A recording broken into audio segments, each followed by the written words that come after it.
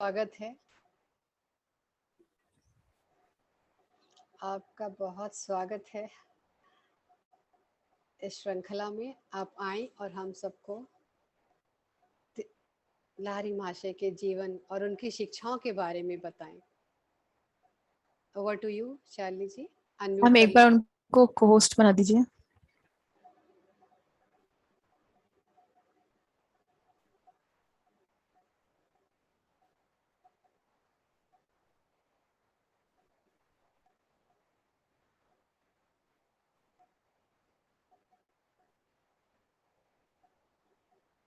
Ma'am आपको unmute करना पड़ेगा।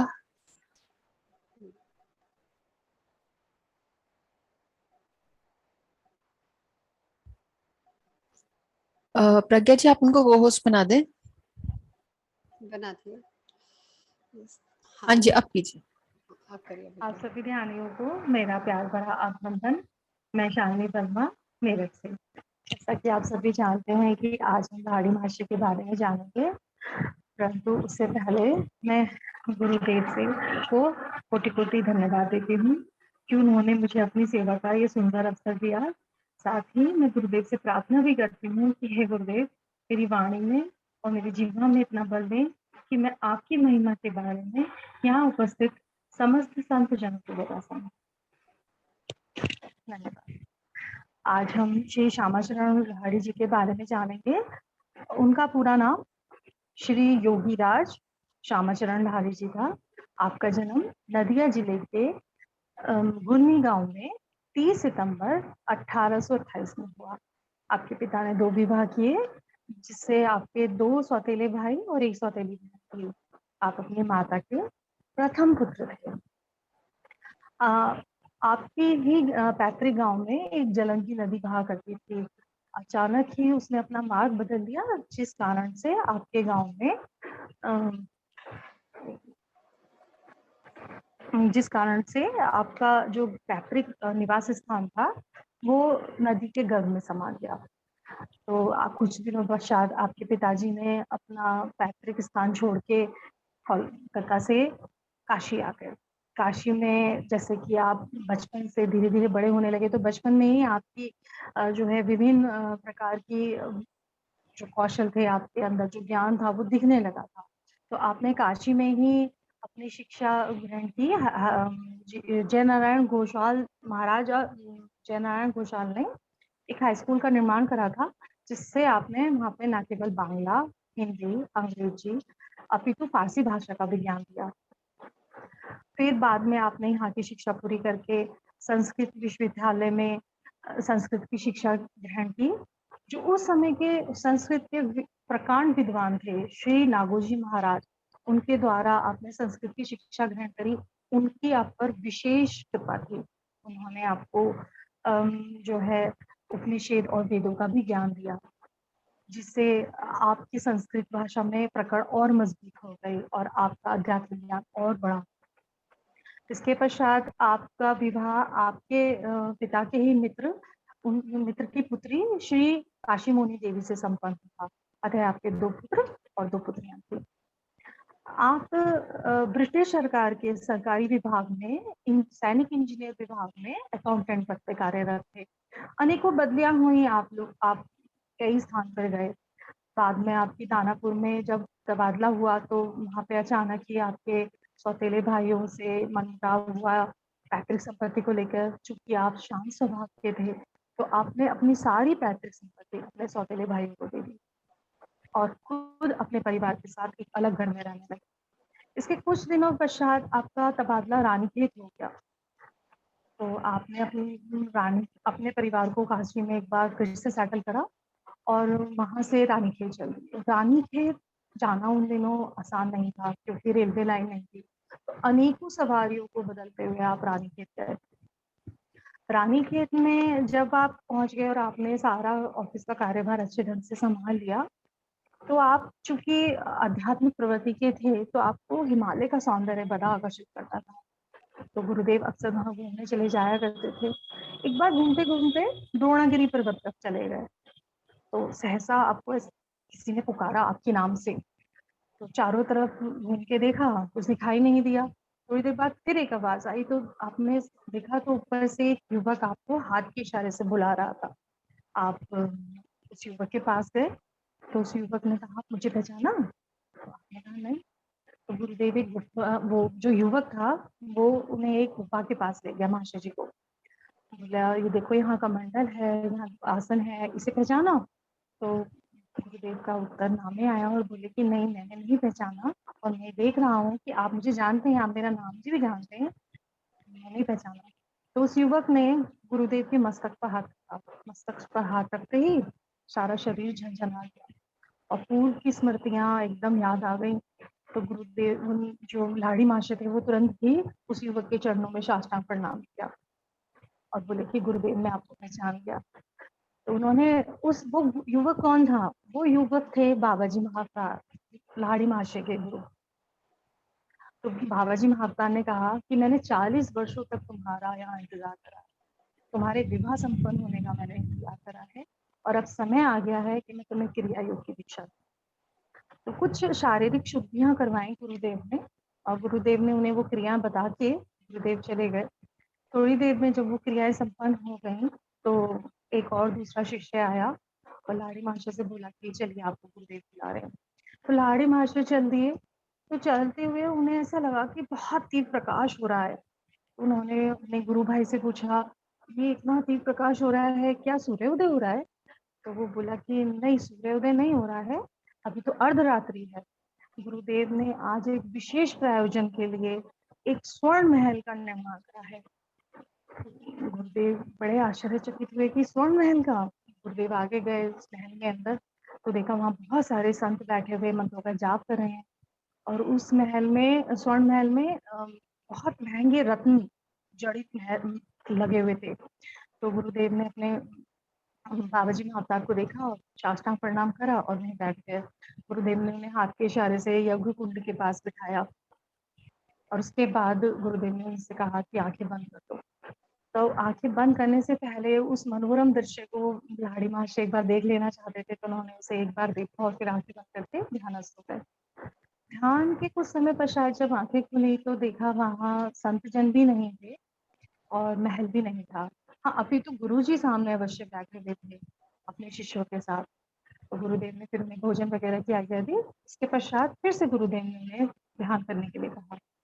ये प्रक्रिया पूरे 7 दिन चली। 8वें दिन गुरुदेव ने कहा कि अब मेरा कार्य पूरा हो गया, जो मुझे तुम्हें दीक्षा देनी थी क्रिया योग की, वो संपन्न हो गई। अब तुम वापस जाओगे। मैंने ही तुम्हारे विभाग को अपनी प्रेरणा से तुम्हारा तबादला रानीखेत करवाया था दानापुर से, लेकिन अब विभाग को तुम्हारे अपनी गलती का आभास हो जाएगा और वो तुम्हें वापस नहीं बुला लेंगे, तो तुम्हें अब वहां जाना है। ये बात सुनते ही लाड़ी महाशय बड़े दुखी हुए, और स्वाभाविक भी है कि एक ऐसा गुरु जो सब समर्थवान है, उसको छोड़ के हम फिर सांसारिक बंधनों में बंधे। तो उनके मनोभावों को समझते हुए गुरुदेव ने उन्हें कहा कि हृदय से लगाया पहले तो, और फिर बोले कि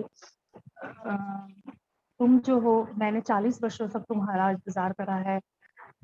तुम्हें संसार में जाके ये लोगों को बताना है कि एक गृहस्थी भी उच्चतम आध्यात्मिक आसन को या उच्चतम आध्यात्मिक तरक्की कर सकता है। तो इसलिए तुम्हें वहां जाना है और बहुत सारे लोगों को क्रिया योग की दीक्षा देनी है, लेकिन तुम योग्य व्यक्ति को भी देना। गुरुदेव की इस बात को लाड़ी महाशय ने एकदम गांठ बांध दिया, और गुरु की आज्ञा अनुसार वो वापस रानीखेत आ गए।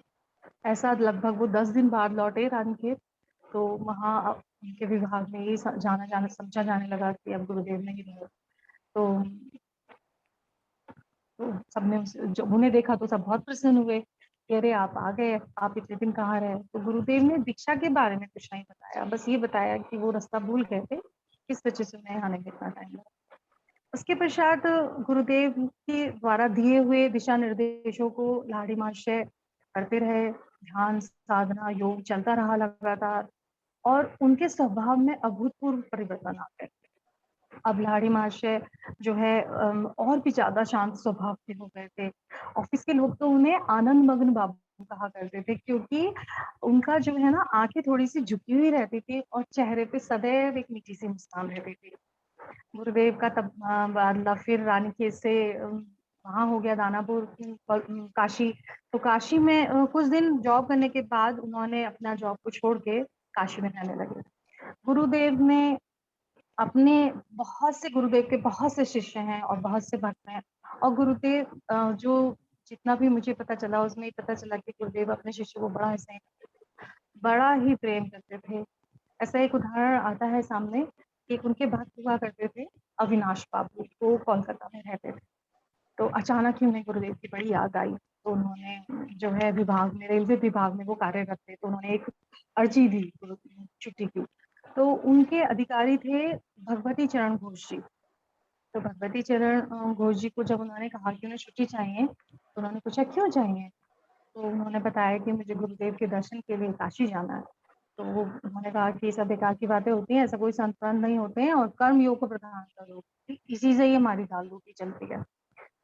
ये बात सुन के अविनाश बाबू बड़े दुखी हुए, और स्वाभाविक भी है कि गुरु दर्शन को मन था और अब छुट्टी नहीं मिल रही है। लेकिन उस दुख से उनके मन में अपनी नौकरी के प्रति बड़ी गुलामी की भावना उत्पन्न हुई। उन्हें लगा कि मैं कितनी गुलामी की जिंदगी जी रहा हूँ, कि गुरुदेव से मिलने का मन है और मैं नहीं जा सकता। तो वो पूरे दिन उस दिन उदास रहे। शाम को चलते समय जब भगवती जी ने देखा कि अरे ये बहुत उदास है, तो उन्हें संसारिक ज्ञान फिर से देने लगे। तो वो रास्ते में जब जा रहे थे, तो रास्ते में एक बड़ा मैदान पड़ा, तो वहां पे अचानक एक बहुत प्रकाश उत्पन्न हुआ, और उस प्रकाश में एकदम गुरुदेव की आवाज आई कि भगवती। अब जो है अविनाश बाबू ने जैसे देखा कि तो गुरुदेव की आवाज है और गुरुदेव सामने खड़े हैं, तो वो भाग के साष्टांग प्रणाम करा उन्होंने लाड़ी मासी को, और उनसे बोला, तो उन्होंने लाड़ी मास्टर ने भगवती जी से बोला कि भगवती तुम अपने अधीनस्थ कर्मचारियों के प्रति बड़े कठोर हो। अब ये सब चमत्कार देख के भगवती जी बिल्कुल स्पीचलेस हो गए, उनके पास शब्द नहीं थे। उन्हें लगा कि एक संत, एक गुरु ऐसा है क्या आज के जमाने में कि जो जो अपने शिष्यों को ना केवल ज्ञान ध्यान की बात बता रहा है या आध्यात्मिक उन्नति करा रहा है, वो उन्हें दर्शन भी देने आ रहा है। तो उन्होंने अविनाश बाबू से कहा कि अविनाश, कल तुम ही नहीं, मैं भी तुम्हारे साथ चलूंगा गुरुदेव के दर्शन के लिए। और भगवती जी तुरंत अगले दिन अविनाश बाबू और भगवती जी की पत्नी काशी आ गए। काशी में जब वो गुरुदेव के दर्शन के लिए आए, तो लाड़ी मास्टर ने फिर वही बात कही कि भगवती तुम अपने अधीनस्थ कर्मचारियों के प्रति बड़े कठोर हो। यहाँ पे मैं आपको एक छोटी सी बात बताना चाहती हूँ कि भगवती चरण घोष जी जो हैं श्री योगानंद परमहंस जी के पिता हैं, और युक्तेश्वर जी इनके गुरु थे, योगानंद परमहंस जी के। यहाँ मैं छोटी सी बात बस यही बताना चाहती थी कि युक्तेश्वर जी लाड़ी मासी के ही शिष्य थे। तो हमने इस घटना में देखा कि गुरुदेव ने जैसे ही उनके शिष्यों ने उन्हें याद करा, तो गुरुदेव स्वयं प्रकट हुए। एक ऐसी और घटना भी है जिसमें लाड़ी मासी की एक शिष्या थी अभ्या, जो कोलकाता में रहा करती थी, और उसका 8 बार गर्भपात हो चुका था। तो जब वो 9वीं बार गर्भवती हुई, तो उसके मन में भाव उत्पन्न हुआ कि मैं गुरुदेव के दर्शन के लिए जाऊंगी। और उसने अपनी बात अपने हस्बैंड को बताई, तो उसका हस्बैंड और वो दोनों उसी दिन जो है गुरुदेव के दर्शन के लिए कोलकाता से काशी निकल पड़े। जब वो रेलवे स्टेशन पहुंचे, तो उन्हें पता चला कि रेलवे की गाड़ी बिल्कुल, वो ट्रेन जो है निकलने वाली, और अभी उन्हें टिकट भी खरीदना था और काफी दूरी थी। तो वो घबरा गई, और उन्होंने जो है वहीं खड़े खड़े हाथ जोड़ के गुरुदेव से प्रार्थना करी कि हे गुरुदेव, गाड़ी ना जाए, गाड़ी को रोक लें, अब मैं और इंतजार नहीं कर सकती, मुझे आपसे मिलना है। ये बात वो बस ये प्रार्थना करी थी कि वहां पे एक चमत्कार हुआ कि ट्रेन में सीटी आ रही है।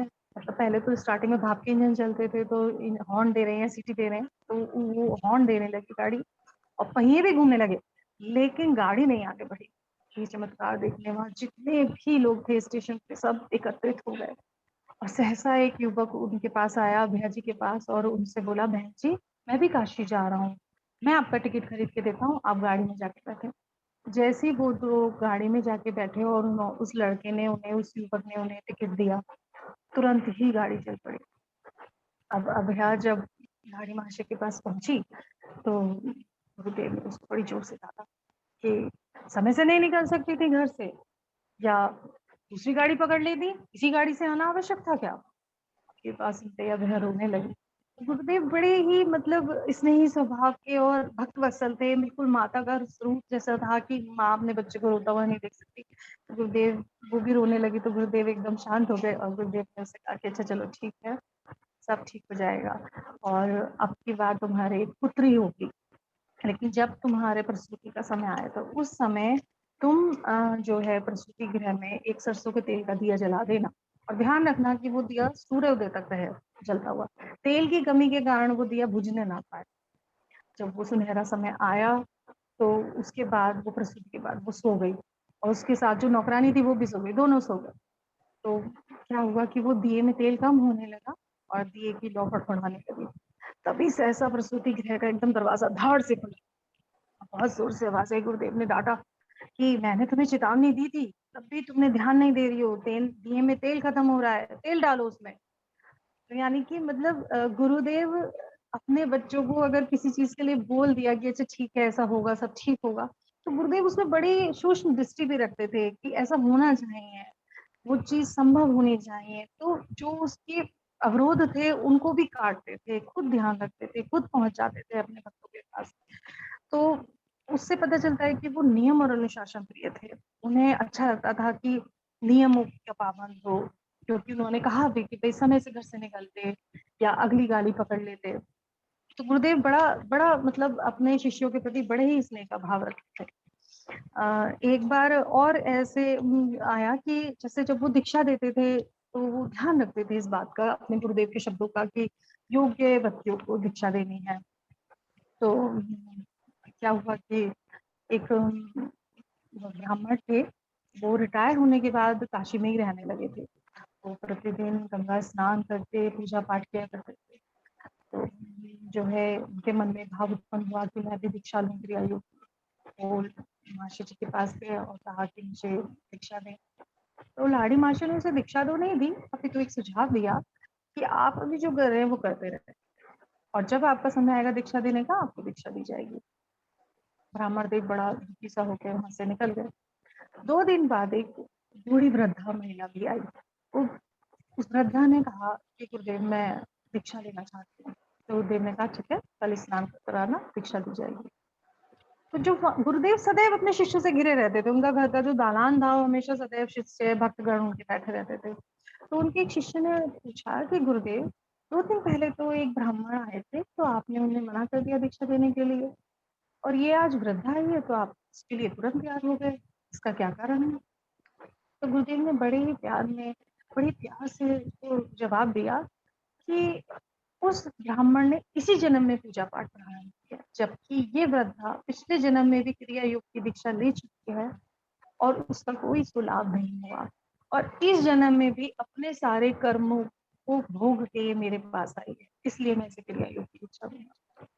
तो यानी कि उन्हें अपने गुरुदेव के वो शब्द कि योग्य व्यक्ति को ही दीक्षा देनी है, गुरुदेव जीवन पर्यंत नहीं भूले। ऐसे अनेकों अनेक उदाहरण हमारे सामने आते हैं। गुरुदेव जाति प्रथा को भी नहीं मानते थे, ऊंच नीच उनके लिए कुछ महत्व नहीं होते थे। हिंदू मुस्लिम को भी कोई इस तरह का वो नहीं मानते थे। वो कहा करते थे कि हिंदुओं को 5 बार मतलब हिंदुओं को अनेक बार ध्यान करना चाहिए और मुस्लिम्स को 5 बार नमाज पढ़नी चाहिए। ईसाइयों को ईश वंदना और बाइबल का पाठ करना चाहिए प्रतिदिन। ऐसा एक उदाहरण भी आता है कि इसमें एक छोटी सी बात पहले मैं आपको बताना चाहूंगी कि एक मुस्लिम भी गुरुदेव का शिष्य था और उसको गुरुदेव ने क्रिया योग की दीक्षा दी थी। उसका नाम अब्दुल गफूर था। तो मैं आपको बता रही थी कि वो ऊंच नीच को जाति पाति को नहीं मानते थे। तो उनके जो दलान था जिसमें हर वक्त उनके शिष्य बैठे रहते थे, उसमें एक शूद्र जाति का भी व्यक्ति आके बैठता था प्रतिदिन गुरु के देव के पास। तो वहां पे कुछ ब्राह्मण भी उपस्थित थे।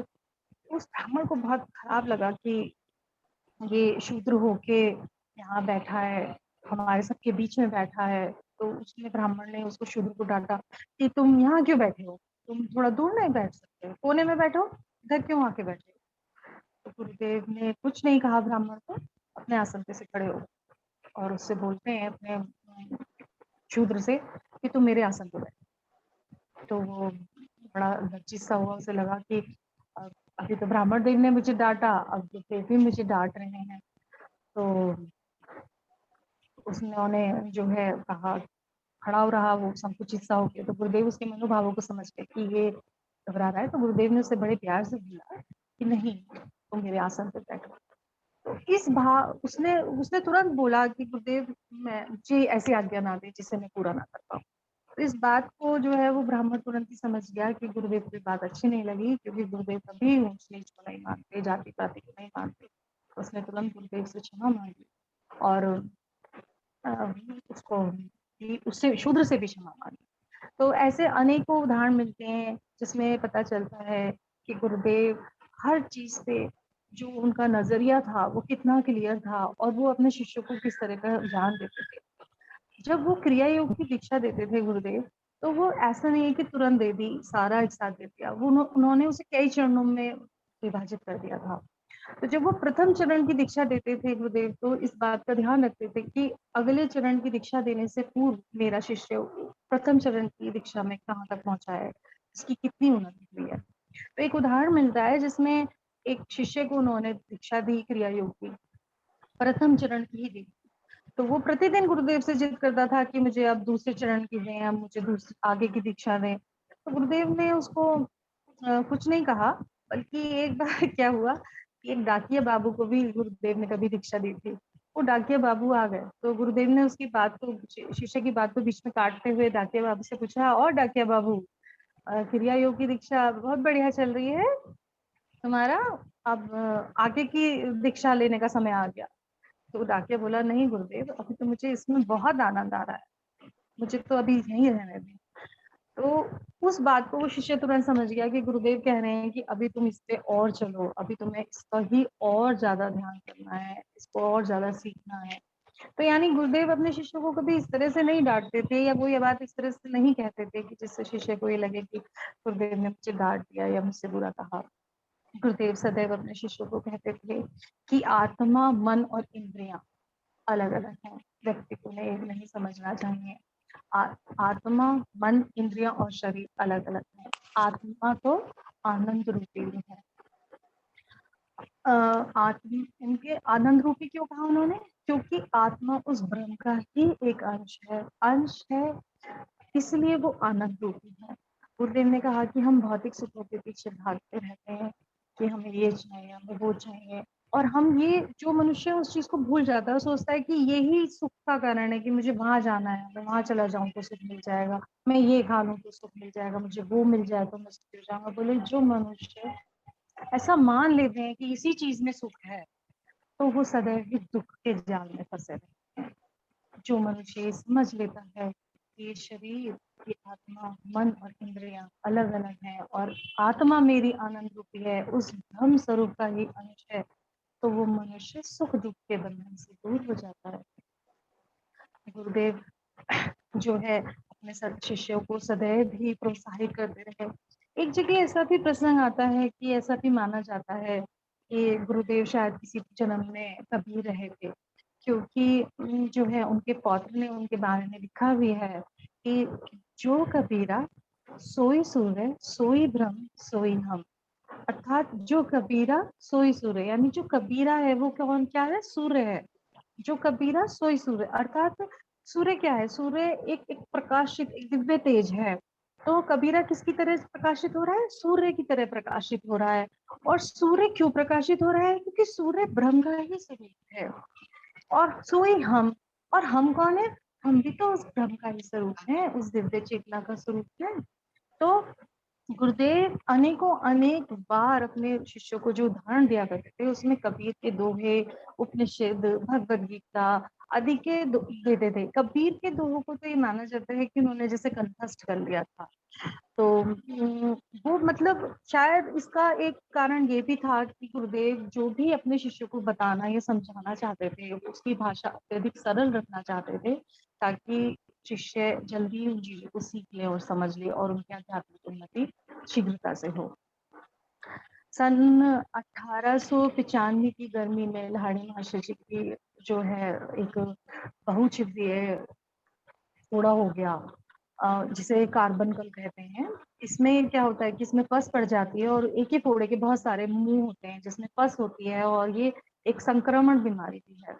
काफी पीड़ा में रहे गुरुदेव, और उनके बहुत सारे शिष्यों ने उनसे कहा कि इसका ऑपरेशन करा लें, परंतु गुरुदेव ने ऐसा नहीं कराया, क्योंकि गुरुदेव को कहीं ना कहीं ऐसा पता चल चुका था, बाबा जी महाकाल ने उन्हें ऐसा जो है इशारा दे दिया था कि उनका समय अब पूरा हो गया है। और गुरुदेव को ये भी पता चल गया था कि जो उन्होंने अपने शिष्यों के द्वारा जो पाप, जो उनके शिष्यों ने पाप किए थे, वो पाप कहीं कटे नहीं थे, वो उनकी उदारता के चलते उनके पास आ गए थे, इस वजह से उन्हें इस तरह की बीमारी हो गई है। तो गुरुदेव ने जो है अपने शिष्यों को एक दिन बुलाया, उन्होंने अपने लगभग सभी शिष्यों को, जो उनके स्नेही थे, प्रिय थे, उन सभी शिष्यों को दूर दूर से भी बुला लिया था गुरुदेव ने सूक्ष्म शरीर के द्वारा। और गुरुदेव ने उनसे कहा कि अब मेरा कार्य पूरा हो गया है धरती पे, और अब मुझे अपने घर जाना है। समस्त शिष्य मुझे रोने लगे कि गुरुदेव आपके बिना हम कैसे रहें। तो गुरुदेव ने कहा कि ये शरीर नश्वर है, परंतु आत्मा अमर है, और मैं सूक्ष्म शरीर से सदैव तुम लोगों के साथ रहूंगा। ऐसा कहते गुरुदेव जो है पद्मासन में बैठे और महासमाधि में लीन हो गए। ओम शांति। हे गुरुदेव, हे गुरुदेव, अगर मैंने आपके बारे में कुछ अनुचित कहा हो तो मुझे क्षमा करें। मैं हृदय से क्षमा मांगती हूँ और आभार प्रकट करती हूँ कि आपने मुझे अपनी सेवा का ये अवसर दिया। साथ ही साथ मैं प्रज्ञा दीदी का भी आभार व्यक्त करती हूँ कि उन्होंने मुझे इतने बड़े संत के बारे में बोलने का अवसर दिया, और मैं यहाँ उपस्थित समस्त संत जनों का भी आभार व्यक्त करती हूँ कि इतने धैर्य से उन्होंने मुझे सुना। धन्यवाद, धन्यवाद, धन्यवाद। थैंक यू शालिनी, बहुत सुंदर, बहुत सुंदर, प्रभावशाली तरीके से बताया, और प्रथम प्रयास था, इतना स्पष्ट तरीके से बताया आपने कि पूरा समझ में आया। बहुत ही सुंदर ये सब आप ही के दिशा से संभव हो पाया। हाँ, मतलब बहुत बहुत, मैं तो क्लैपिंग करूंगी कि पहला है ना, और कितनी प्यारी तरीके से बताया। तो फ्रेंड्स, आप भी इनका उत्साह वर्धन करें। इन्होंने भी फर्स्ट टाइम आज बोला है, शुरू में घबरा जरूर रही थी। Thank you Shalini ji, thank you. बहुत सुंदर शालिनी। सचमुच में हाँ, धन्यवाद करती हूँ। और मुझे आभास भी हुआ कि गुरुदेव आए थे रात के समय 3 बजे के समय। मुझे इतनी ऊर्जा महसूस हुई अपने कमरे में कि मैं मुझे ऐसे गर्मी लगी कि बहुत गर्मी हो रही है चारों तरफ, और मुझे ऐसा लगा कि शायद मेरे पास महाशय खड़े हैं, लाड़ी महाशय, और मैं उठ खड़ी हुई और मैंने देखा चारों तरफ, कुछ नहीं दिखा। और फिर मैं वहां से ना एक ड्राइंग रूम में आ गई, और मैं ऐसे हाथ जोड़ के बैठ गई कि गुरुदेव आप आए तो मुझे दर्शन दो कि मैं कुछ बोल पाऊँ, बता पाऊँ। सभी संतों को पता चलता है कि मेरे बारे में ये बच्चा लिख रहा है, तो वो देखने आता है, आशीर्वाद देने आता है। हाँ जी, हाँ जी जी। अभी तक 4 बार 4 हुए हैं, चारों बार ऐसे एनर्जीज कनेक्ट हुई हैं जिनके बारे में भी बात करी गई है। तो वो संत, वो ऋषि हमारे ध्यान में जरूर आए हैं किसी ना किसी रूप में। मैं तो यही देखती आ रही हूँ। अभी आपने भी मुझे कल अपना ये अनुभव बताया था जी। बहुत अच्छा मुझे लग रहा है कि वो सारे मास्टर्स कनेक्ट हो रहे हैं, क्योंकि हम हृदय से और बहुत प्यार से उनके बारे में बताने की चेष्टा करते हैं। Thank you, thank you Shalini ma'am, बहुत अच्छा बताया आपने। एक्सीलेंट, बहुत सुंदर शालिनी। ऐसे लग रहा है मीनाक्षी बैठी है सामने, मीनाक्षी बैठी है सामने, ऐसा लग रहा है। बहुत ही अच्छा बताया शालिनी जी, आभार आपका, जो हमको इतनी अच्छी आपने, मतलब कई बातें नहीं भी पता थी, तो वो आज बहुत ही क्लियर हो गया। मतलब बहुत ही अच्छा, बहुत सुंदर, धन्यवाद आपका बहुत बहुत। वास्तव में धन्यवाद आप सभी का कि इतने ध्यान पूर्वक सुना आप लोगों ने।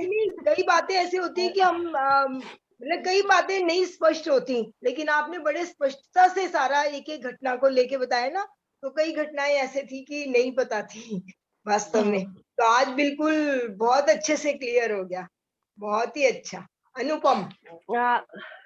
दीदी मैं एक बात बताना चाहती हूँ शाली के लिए। जब शाली को टॉपिक दिया गया था लहरी मास्टर जी का, तो ये कुछ दिन बहुत परेशान रही, और चूंकि बिजी शेड्यूल की वजह से टाइम नहीं मिल पा रहा था, तो इसने कहा कि मैं संकल्प वो लेके नहीं आज बैठती हूँ, मुझे गुरुदेव आप इतना बल देना कि मैं जब ही उठूँ जब मैं ये पूरा लिख लूँ आज, आप मुझे इतनी शक्ति देना। तब उस रात इसे दिखाई भी दिए थे और उस दिन ये उठी ही नहीं, जब पूरा इसे जब तक इसका पूरा नहीं हो गया, और इत्तेफाक की बात है ना कोई आया और ना किसी ने इसे डिस्टर्ब किया, पूरा क्योंकि करके ही प्रेयर उठी। करके बैठे, तो इसके लिए भी कहती हैं, हाँ। संकल्प करके बैठे तो संकल्प में बल तो होता है, क्योंकि विकल्प था ही नहीं वहां, देखो जब हम पूरा होगा। मन से जुड़ जाते हैं ना तो फिर वो हमारा जरूर पूर्ण होता है मन से, क्योंकि एकाग्रता इतनी आ जाती है ना उसमें, हाँ जी। बहुत एकाग्रता आ जाती है। और मैं तो फोकस हमारा एक ही पिन पॉइंट पे होता है ना कि हमको ये करना ही है, जी तो फिर सभी साथ देते हैं, जो यूनिवर्स भी साथ देती है, और गुरु जी ने तो साथ दिया, वो तो है ही। मतलब भावुक हो रही थी मैं तो सुन करके, बीच में कनेक्ट हो रही थी, बहुत अच्छा। Thank you Shalini once again. कोई कुछ पूछना चाहेगा श्यामा जी के बारे में, लहरी माशा के बारे में? हालांकि बहुत अच्छे से उन्होंने बताया है, फिर भी कुछ किसी का मिस हो गया तो पूछ सकते हैं शालिनी जी से। और या फिर कोई एक्सपीरियंस शेयर करना चाहें तो एक्सपीरियंस शेयर भी कर सकते हैं अब आप, चाहे कल रात वाला या आज वाला कोई है तो एक्सपीरियंस शेयर करेंगे।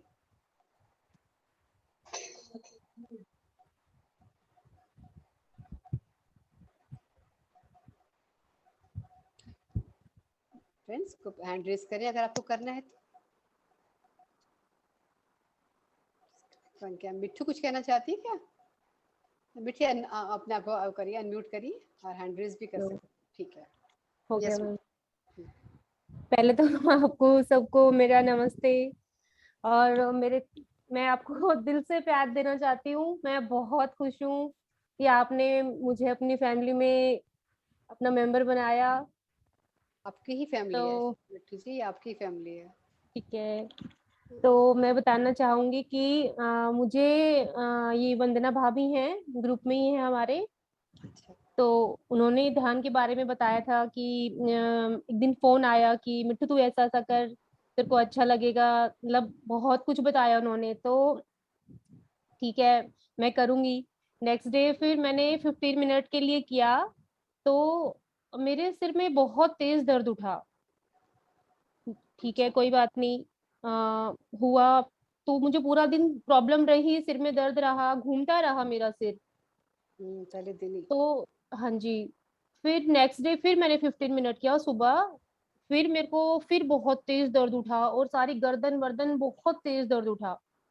अच्छा, तो मेरे हस्बैंड ने कहा तुम रहने दो, तुम्हें दिक्कत ज्यादा हो रही है। तो मैंने कहा नहीं कोई बात नहीं, देखते हैं। तो फिर नेक्स्ट डे फिर मैंने आधा घंटा किया, तो मैं पसीना पसीना हो गई बिल्कुल। एसी चल रहा था फुल, लेकिन बिल्कुल पूरी बॉडी में पसीना आ गया और सिर में इतना तेज चक्कर बन गया। तो आधा घंटा मैं फिर आधे घंटे में ही उठ गई, और मेरे को उल्टियां हो गई बहुत ज्यादा। निकल गया जो था। हाँ जी, बहुत तेज उल्टियां हुई, और उल्टियां होने के बाद मेरे को रिलीफ मिला, मैं 1-2 घंटे में थोड़ा ठीक हुई। तो उसके बाद मैंने भाभी के पास फोन किया, मैंने कहा भाभी ऐसे ऐसे हो रहा है। तो कहती कोई बात नहीं, हो जाएगा ठीक, तू करती रह, हो जाएगा ठीक। बहुत तो अच्छी मैंने बात। कहा ठीक है। तो फिर मैंने इसको साइड में रख दिया, मैंने कहा ठीक है भाभी कह रही है तो हो जाएगा, इतनी ठीक होना करना है मुझे, ठीक है। फिर नेक्स्ट डे मैंने किया 1.5 घंटा अरे वाह, 15 दिन के मिनट फिर आधा टाइम। घंटा फिर सीधा 1.5 घंटा, क्या बात हाँ है। जी, मैंने ब्लड की सोचा स्पीड ज्यादा कि है। भाभी कह रही हैं कि होगा, ये हमेशा मेरे को शुरू से ही मतलब अच्छी अच्छी बातें बताती हैं, और मेरा ना हमेशा फायदा हुआ है, हर चीज में मेरे को फायदा ही हुआ है। तो मैंने कहा छोड़ूंगी तो नहीं, मैंने कहा करूंगी। वो कह रही है विश्वास। कि ठीक होगा तो होगा तो होगा, मुझे करना है। तो मेरे हस्बैंड मुझे कहते रहे नहीं अर्चना तू रहने दे, दिक्कत हो जाएगी तेरे को। मैंने कहा दिक्कत हटाने के लिए ही तो मुझे करना है, मुझे करना है। फिर मैं 1.5 घंटा डेली करती रही। फिर भाभी ने मुझे बताया कि मैं तेरे को ग्रुप में ज्वाइन करवा देती हूँ, तो उससे और अच्छा लगेगा, तेरे को ग्रुप एनर्जी मिलेगी। मैंने कहा ठीक है। फिर मैम मेरी ना तबीयत बहुत पहले खराब थी, मेरी बॉडी में एनर्जी नहीं थी बिल्कुल भी। तो मुझे धीरे धीरे लग रहा था कि ना जैसे पता नहीं कहाँ से रेज आ रही है मुझे, कहते हैं ना कि पता नहीं कहाँ से एनर्जी आ रही थी बिना कुछ खाए पिए भी। अच्छा, और 1 वीक से मुझे खांसी थी मेरी, मतलब कफ जमा हुआ था अंदर में। तो हमेशा मेरे को अस्थमा था, अस्थमा है। तो अच्छा, जैसे मेरे को खांसी होती है तो मैं कभी भी बिना मेडिसिन टेबलेट लिए ठीक नहीं होती। तो 1 हफ्ता मैंने मेडिसिन किया, वो मेडिटेशन किया, सुबह भी किया, जैसे जिस टाइम मेरे को टाइम मिलता था मैं किया मैंने। मेरा 1 वीक में अपने आप ही मेरी खांसी ठीक हो गई। वाह क्या बात है। सारी खांसी ठीक हो गई, मेरा कफ तो था वो भी अपने आप निकलता रहा, धीरे धीरे ठीक होता रहा, मेरे सिर के जो चक्कर थे वो भी अपने आप ठीक हो गए। और अब मेरे को रीढ़ की हड्डी में हल्का हल्का दर्द होता है जब मैं मेडिटेशन करती हूँ। और जो ये कंधे हैं इनमें होता है दर्द, लेकिन वो दर्द नहीं है जो मुझे बहुत तेज होता था। ये और सब माथे में जब मेडिटेशन करती हूँ मैं, माथे में इतनी खारिश होती है, जैसे मैं जैसे इसको इतना तेज खारिश कर लूं कि बस फाड़ दूं, ऐसे लगता है मेरे को। अच्छा। हम्म अब इस धीरे धीरे कम होती जा रही है, लेकिन सारी चीजें मेरे को कम होती जा रही है और मेरे को इतना अच्छा लग रहा है ना, मतलब मैं झूम उठती हूँ। ये सफाई हो रही है। अब जो झूमना भी आ गया, ये सब हाँ क्यों हो रहा है? जी, क्योंकि मैं इतनी विश्वास। खुश हूँ मैम कि मेरे पास ना शब्द नहीं है। मेरा मन रहता है कि ना बस मेरे को टाइम मिला है ना, मेरे को ना एक न्यूट्रिशन सा मिलता है, मुझे भूख सी लगती है इसकी कि मुझे ना बस अब टाइम लग हो गया है, मैं फटाफट से जाती हूँ और मैं रूम में जाकर थोड़ी देर बैठ जाती हूँ। बहुत अच्छी बात है। बहुत ही अच्छा लग रहा है मेरे को, खुशी, एक उमंग से रहती है मेरे को। हाँ ये फायदा हुआ ना। क्यों? बहुत खुशी हो रही है मैम मेरे को, सच में मैं बता भी नहीं सकती। तो सारा क्रेडिट जाता है आपके विश्वास को जो आपने अपने भाभी पर रखा। डरे नहीं यस कि यस। मेरे साथ क्या हो रहा है, नहीं तो कई लोग डर के मारे छोड़ देते हैं कि पता नहीं क्या हो रहा है। ये आपके सारे कर्मा रिलीज हो रहे थे, जो नेगेटिविटी थी वो सब निकलती चली गई। अभी भी जो बैक में पेन आ रहा है वो भी धीरे धीरे वो भी ठीक हो जाएगा। हाँ बहुत धीरा है, धीरे है वो, धीमा है, तेज नहीं है मैं बोलूंगी। यहाँ है मुझे, यहाँ बहुत तेज है, जैसे कोई हथौड़े से मुझे मार रहा है, डंडे से मार रहा है, इतना तेज उठता है। लेकिन उसके लिए कोई पेन किलर मत लेना, वो भी अपने आप ठीक नहीं होगा। नहीं नहीं प्रोसेस नहीं, चलना शुरू हाँ हो नो। जाएगा। जो कह रहे हो थर्ड आई के पास माथे में जो हो रहा है, वहां हाँ भी जी। आपकी हो रही है, क्लिनजिंग हो रही है, वहां पर भी वो चक्रा पे काम हो रहा है आपके। हाँ इसका महसूस हो रहा है मैम, मेरे को महसूस हो रहा है कि हाँ मेरे को, मतलब मैं बिल्कुल ठीक हो जाऊंगी। बिल्कुल बिल्कुल होगा। और अस्थमा भी ठीक से जड़ से ठीक हो जाएगा अगर इतना ही हाँ जी। करते रहे आप। 1.5 घंटा या 2 घंटा जो कर रहे हो, 2 घंटा, तो आपको हाँ अस्थमा जी। की बीमारी भी हाँ धीरे धीरे, जी।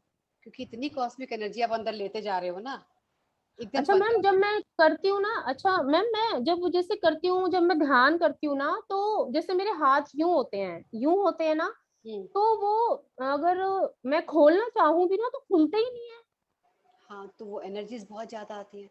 तो आप जबरदस्ती एक तो खोलो मत। ये मत सोचो कि क्लास उन्होंने, मैंने जैसे काउंटिंग कर दी कि 5 4 3 2 1, आपका मन नहीं, तब चुपचाप बैठे सुनते रहो, क्योंकि उसके बाद तो ज्ञान की कक्षा होने वाली होती है ना। हाँ तब जी। सिर्फ हाँ सुनते जी। रहो, कुछ देर बाद, 5 मिनट बाद, 10 मिनट बाद अपने आप रिलीज हो जाएगी। और कभी आपको जल्दी उठ के कहीं जाना है तो आप उनको अपने गुरु को पुकारो, ब्रह्म ऋषि पितामह को हम बुलाते हैं। नहीं तो अपना रिलीजिंग एनर्जीज को बुलाओ कि आप मुझे रिलीज करो, तो हो जाओगे, फट से हो जाओगे, 1 2 मिनट में हो जाओगे बिल्कुल। है ना? तो वो भी डरने वाली बात नहीं, वो तो बहुत अच्छी बात है कि अभी और मन कर रहा है बैठने का तो थोड़ी देर बैठ लो। इसका मतलब आपका अभी और एनर्जीज हैं, आप बैठ सकते हो। और अभी तो टाइम के ऊपर, अगर टाइम है तो दे दो, और नहीं तो फिर हाँ जी। रिलीजिंग हाँ जी। एनर्जीज बुलाओ, या ब्रह्म ऋषि पितामह को याद करो, या आप जिस भी भगवान को मानते हो उन्हें बुलाओ कि मुझे रिलीज करें, और आप रिलीज हो अच्छा मैम, एक दिन तो मैं ध्यान कर रही थी और मुझे महसूस हुआ कि आप मेरा हाथ पकड़ के और मुझे आसमान की तरफ लेके जा रहे हो। जाओ। अच्छा। हाँ तो ऊपर तो ले इतना जाइए, अच्छा लग रहा था जा रही कि हूँ। मैम मुझे हाथ पकड़ के लेके जा रही है। तो चले जाओगे, बहुत जल्दी जाओगे, क्योंकि जो आपने मुझे देखा है ना, ऐसी ही शक्ति आप में भी है, और यहाँ जितने बैठे हैं, सब में है। आपको दिख गया आप इन लोगों को, कुछ समझने की कोशिश कर रहे हैं अभी, है ना? वो सब में है, वो केवल एक मुझ में नहीं है कि मैं आपको लेकर गई, आप में भी है। एक दिन कोई इनमें से बोला मैंने आपको मिट्ठू को देखा, मिट्ठू मेरी आपकी हेल्पर, ऐसे है ना? Yes ma'am. Thank you share करने के लिए। बहुत थैंक बहुत यू मैम। सुंदर अनुभव, बहुत सुंदर। और अब एक सिर्फ आपको कितने दिन हुए जुड़े हुए ध्यान से? मैम 12 या 13 डेज हुए हैं अभी। हमारे साथ हाँ जी। आपने, 11 को, हाँ जी। और उससे 11 को। पहले आपकी वंदना गोयल जी भाभी है। हाँ वंदना गोयल, हाँ जी। तभी वंदना गोयल जी हंस रही है बहुत, देखिए जरा दांत दिखा रही है। आपको बहुत क्रेडिट जाता है इसका, और इसका आपको भी मिलने वाला है। आपकी भी ग्रोथ होने वाली है बहुत जल्दी इसकी वजह, क्योंकि आप उनको लेके जा रहे हो और सही रास्ता दिखाया आपने, तो उसका बेनिफिट आपको भी मिलेगा। और उससे हेलो पहले भी प्रज्ञा जी। है ना, एक एक मिनट प्रभा जी, तो उससे पहले आप कुछ दिन पहले से कर रहे होगे। हाँ 3-4 दिन पहले से स्टार्ट किया था मैम। बिल्कुल नए नए हो, बताओ कहाँ पहुंच गए हो आप। नहीं बहुत अच्छा लग रहा है मैम सच 20 में। दिन आप लोग हुए तो बहुत अच्छा। अब छोड़ना मत मिथु इसको, बिल्कुल नहीं नहीं नहीं नहीं नहीं नहीं, जब तक सांस है जब तक रहेगा, यस। फिर उसके छोड़ना नहीं बाद है। लोगों को जितना आ गया उतना सिखाओगे भी कि यार तुम भी बैठ के देखो, बहुत अच्छा लगता है।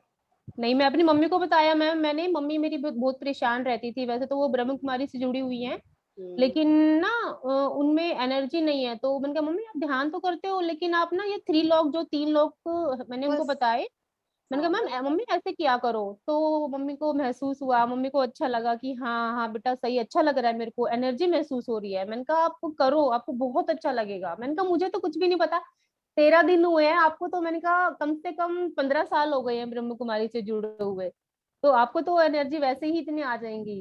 हाँ बिल्कुल, और तो उनको तो अंदर से तो काफी पवित्र हो चुके हैं वो, है ना। हाँ जी जरा बिल्कुल सा बिल्कुल, मेथड बदल देंगे तो हो जाएगा। बस मेथड चेंज करने की हाँ, वाली। ऐसा नहीं है कि वो ठीक नहीं है, वो हाँ भी हाँ अच्छा ही है, वो भी अच्छा ही है, बस वो लॉक ना लगाने के कारण वो लोग शायद आंख खोल करके करते हो तो एनर्जीज बाहर हाँ निकल जी, जाती यस है। मैम और हमें यही क्या बात चाहिए, है। अंदर बहुत सारी हाँ एनर्जी। जी। ठीक है चलो, thank you Mithu, thank you Mithu. Yes, अब और कौन पहले हाथ उठाना चाह रहा है? प्रभा जी प्रभा जी। और अंजू जी। ओके अंजू जी पहले प्रभा जी को ले लें। जी जी जी जी आपके जी। पास टाइम हो तो, टाइम है आपके पास तो। यस प्रभा जी। हेलो प्रभा, हेलो प्रभा, यहाँ है तो सही। शायद ली गई है प्रभा जी। हेलो प्रभा, नहीं, जब तक आप बता दो फिर अंजू जी। हाँ नूर तो है ही, आप बताइए जब तक प्रभा जी आते हैं। ये तो सुनना मुझे हाँ बहुत जी। आनंद आता है। सज्जन संगत मुझे बहुत आनंद देता है, बहुत एनर्जी मिलती है सुनने से। यस बोलू। अंजू जी, यस बिल्कुल बोलिए। हाँ जी, नमस्ते टू एवरीवन। आज बहुत ताज्जुब है, बहुत ही, आप सुन के हैरान हो जाओगे। अच्छा जब मैं ध्यान किया तो मैंने इनको देखा, तब तक मेरे को नाम नहीं पता था, मेरे को कुछ नहीं पता था। जब जैसे ही उन्होंने बोला ना वंदना जी आगे आओ, इन्हीं को आज मैंने आज देखा, आज वाली मेडिटेशन में वंदना जी को। मैं नहीं जानती कौन है ये वंदना कौन नहीं गोयल है। जी, वंदना गोयल वंदना जी। गोयल जी को, जी जी अच्छा जी। अच्छा, मतलब क्या मैं इनको बड़ा, मैं सोच रही हूँ किसको देखा है, ये कहाँ ग्रुप में देखा हुआ जरूर है, कौन है ये। पर ये देखो उन्होंने नाम पुकारा, तब तक मैं इतनी परेशान हो गई कि इनको तो आज मैंने देखा है उसमें। बस ये आज मेरे साथ हुआ है। देखो मैंने कहा ना इनकी भी ग्रोथ होगी, क्योंकि उन्होंने उनको आगे लाई मिठू जी को। अभी ये बताओ, आपको देखो ध्यान में तो विश्वास कैसे बढ़ता चला जा रहा है। एग्जैक्ट मैं कह रही हूँ, मैं कैसे बताऊंगी, मैं नाम, मेरे पास उनका नाम है, मैं अच्छा कैसे उनको अच्छा। तो देखो आज भगवान, नहीं तो मैं चुप रहती आज। वही ना, देखो इन्होंने बहुत उनको जोड़ा, अद्भुत, मतलब सच और में। वो आगे किसी और को बता रही हैं, तो उन सबकी भी एनर्जीज इनको भी मिलेंगी, क्योंकि बेटा बताओ बेटा तुम लेकर आए हो बताओ। सामने, तो तुमको तुम गोदी में रखेंगे, ईश्वर भी यूं बोलता है कि तुम मेरा बस काम कर बस, रहे हो, तुम मेरा काम कर रहे हो। बिल्कुल वही बिल्कुल मैंने कहा बिल्कुल। इनकी स्पिरिचुअल ग्रोथ बहुत जल्दी होगी, जो भी आगे का बस यही मैंने आज बोलना था। काफी एनर्जी थी आज, काफी एनर्जी, ब्लू आज एनर्जी बहुत थी, ब्लू ऑल टोटल, आंखों के आगे पूरा टोटल ब्लू, ब्लू, हाँ स्काई ब्लू सारा। हमारे कंठ की थ्रोट चक्रा की भी एनर्जी ब्लू है, और आप हीलिंग एनर्जी भी कह सकते हैं उसको, हमें हील जी करने जी की जी। एनर्जी भी और है। मैं आज आप सच में शेयर करने लगी हूँ, मैं इतनी एनर्जी थी, मैं सच में, मेरे को थोड़ा झिझक भी आ रही है कि मेरे को उठ के वॉशरूम जाना पड़ा। मैं इतनी एकदम वो हो गई, मेरा पेट इतना हल्का हो गया, कभी ऐसे नहीं हुआ आज जो हुआ मेरे साथ। अच्छा वो भी रिलीज हो गया, बहुत सच, अच्छी बात है। हाँ मतलब फिर एकदम पेट, कभी ये समझ नहीं आया, कभी ऐसे नहीं हुआ। नहीं तो मॉर्निंग में जैसे फ्रेश होती हूँ, बट आज तो एक पता ही नहीं क्या हुआ, मैं रोक नहीं पाई, इमेजिन करो आप। अच्छा हाँ कोई बात नहीं, ऐसा भी होता है, ऐसा होता है वॉमिटिंग, मतलब आप भी हो सकती है, तो मगर अब नो, मतलब बड़ा हल्का फील कर रही हूँ, बेटर है। चलो, बहुत अच्छी बात है, थैंक यू। थैंक यू दीदी, थैंक यू प्रज्ञा दीदी, thank you all. Yes Prabha ji. हाँ नमस्ते प्रज्ञा जी। यस नमस्कार। हाँ एक्चुअली मैं इनर जर्नी के बारे में पूछ रही थी, तो हम्म। आज उनको कॉल करना है ना शायद। नहीं आपने फॉर्म भर दिया था? नहीं फॉर्म तो नहीं भरा मैंने क्यों? एक्चुअली, क्यों फिर कैसे करोगे? बस ऐसे ही मिस हो गया बाय द वे। अच्छा आज भर दो। अच्छा एक्चुअली फॉर्म तो है नहीं उसमें, इनर जर्नी का फोन नंबर ही दिया हुआ है जो आपने डाला हुआ है इसमें नहीं अब ग्रुप उसको में। प्रेस करोगे ना, प्रेस करोगे तो आपके सामने एक खुल जाएगा, पूरा आ ओके। जाएगा कि आपका उसमें पूरा भरना पड़ेगा आपको, आपका हाँ जी। मेल आईडी है, फोन नंबर है, कहाँ से हो, अच्छा। कौन सा ग्रंथ आपने स्पिरिचुअल ग्रंथ पढ़ा है। हाँ, वो मैंने पहले फिलअप किया था, इससे पहले किया था। उस तरह का ही तो उनका कॉल आया था, मैगजीन के लिए कॉल आया था मेरे पास। आज तो उस समय, हाँ, आज तो नहीं, बहुत पहले, जब पहली बार जब हुआ था तब मेरे पास कॉल आया। ये तो फर्स्ट टाइम हो रहा है यहाँ पर, ये फर्स्ट अच्छा टाइम हो रहा है। पहले कहीं कन्नड़ा में, उधर तेलुगु आंध्रा में हुआ था, अब यहाँ पहली बार हो रहा है। 2 साल से हम तो वेट कर रहे थे कब आएगा कब अच्छा, आएगा। मैं आप सब, कर रहे हैं? हाँ बिल्कुल, इसमें भी सुपर एडमिन हूँ यहाँ पर भी, ठीक है, इसमें भी कर रही हूँ। चलिए, आप बस आज ही मैं भर दो, कॉल अभी करती आत्म जागृति ग्रुप में मैंने शायद आज ही डाला है या कल रात को हूँ। भी आज डाला। पहले भी डाला हुआ है आपने? हाँ मैंने आज तो भी, उसको आज ही मैं, कल में भी डाला है उसको। हाँ हाँ, नहीं तो उसे प्लीज चलिए, भर दो, आज थैंक यू। लास्ट डेट है। और आप तो ठीक है, बिल्कुल मैं भर कर देती सकते हो, क्योंकि सेट भी कर लिया आपने, सब कुछ कर रखा है ना। हूँ। सेट नहीं, भी कुछ नहीं सब सब भर आपके सकते साथ है, सब कुछ हो जाएगा। हो। हाँ बिल्कुल होगा, नहीं आप हाँ करो। हाँ, चलिए, thank you Pragya ji. Thank you, thank you. Thank you, thank you. Friends, कोई और कुछ कहना चाहता है?